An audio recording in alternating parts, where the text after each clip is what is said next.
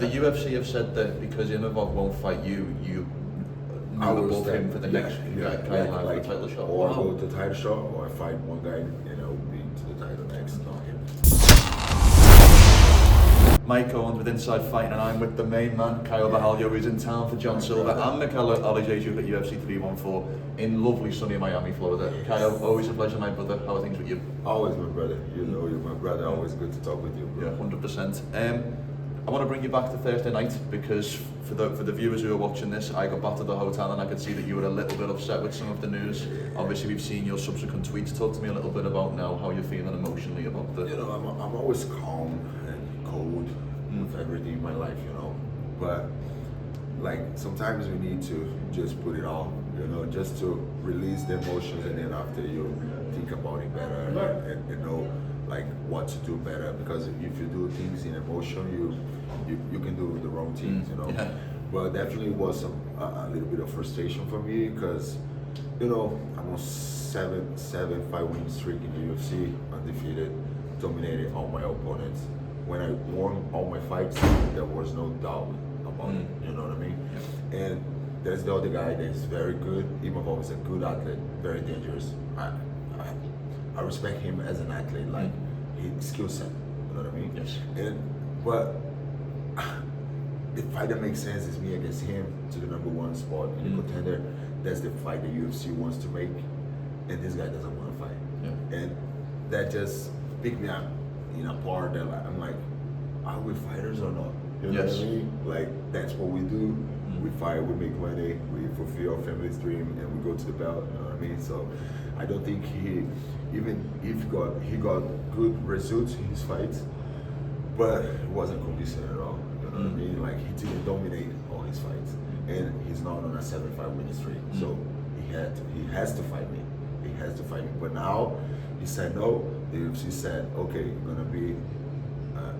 He's gonna pass you in the line, and he was okay with that. So wow, that's what the UFC said. So beach move. The UFC have said that because Imavov won't fight you, you move above him for the next title shot. Or I go to the title shot, or I fight one guy, be to the title next, not him. What do you think of the other options? Who are the other people in and around you think would make sense if it's not Nassourdine Imavov? Whitaker or Adesanya. I think both of these guys make sense. Adesanya, big legend in the game. He's a good guy. We hang out in Australia together in our group, but we said to each other like, I think we're gonna fight someday, So I think that's a good fight. Robert Whitaker is a great fight. He's a legend in the sport, one of the greatest middleweight in the history. But he's dodging me too. He's trying to fight Strickland. He wants to go 205. I don't know. Why do you think people are dodging you?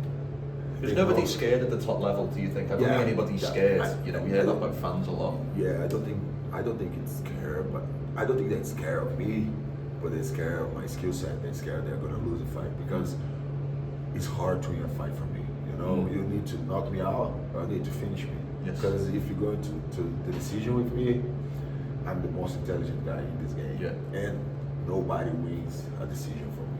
You know what I mean? So that's why they know I'm a hard fight. They know my skill set. They know what I can do. They already saw what I can do. What I did to Cannonier, nobody did that to him in his career, and they know. I love it. Dricus Duplessis, Hamzat Chimaev is probably the next fight for the middleweight title. I think I've asked you this before, but I have to ask you again. How do you break this fight down? Yeah, it can be both ways, Like I always talk about Dricus, and he always shut my mouth. You know what I mean? Yeah, like, done that to a lot of people. Yeah.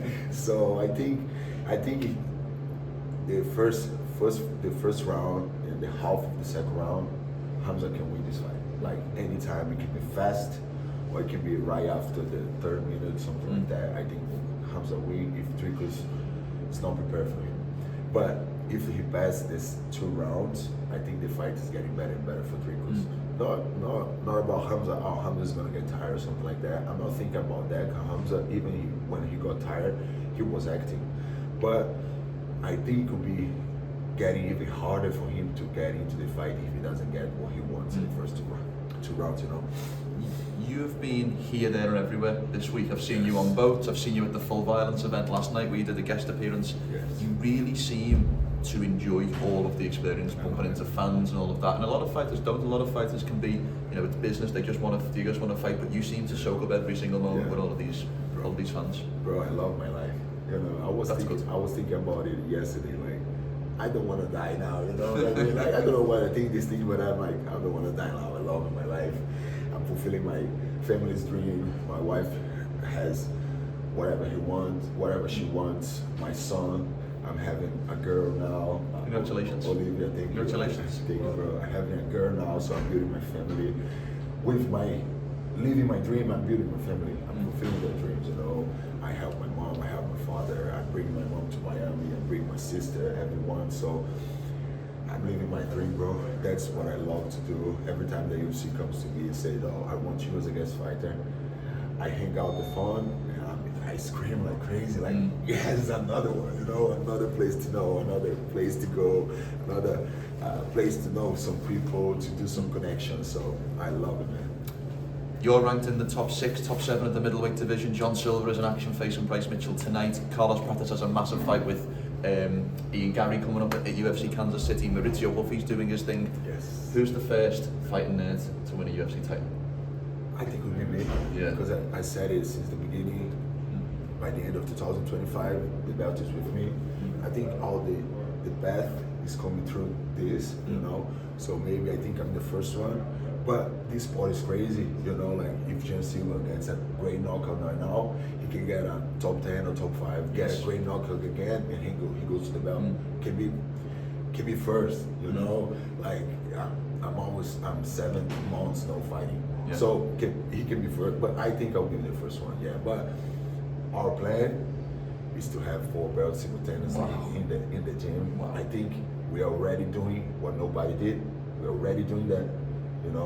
We started our partnership with the UFC. They're selling our glasses with their trademark on, with their brand on it. So we're taking over. I think will be even a bigger takeover with like 4 belts or even like 3 belts at the same time. You've brought me on to my final question then, and I'll leave you with this one. This is the most important question, and I'm going to call Caio out.